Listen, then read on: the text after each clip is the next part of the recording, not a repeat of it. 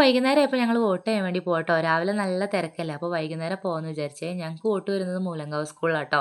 അങ്ങനെ ഞങ്ങൾ മൂലങ്കാവ് സ്കൂളിലെത്തി. സ്കൂളിലെത്തിയപ്പോൾ ഒട്ടും തിരക്കില്ലായിരുന്നു കേട്ടോ. തിരക്കൊക്കെ കുറഞ്ഞിരുന്നേ. തേജുവിനോട് ഞാനൊരു വീഡിയോ എടുത്ത് തരാൻ പറഞ്ഞപ്പോൾ തേജു എടുത്ത് തന്ന വീഡിയോ കേട്ടോ അത് ഫുള്ളും. അങ്ങനെ ഞങ്ങൾ വോട്ടൊക്കെ ചെയ്തിട്ട് ഇറങ്ങി കേട്ടോ. പിന്നെ പോയത് സെൻറ് മേരീസ് ഗ്രൗണ്ടിലേക്കാണ്.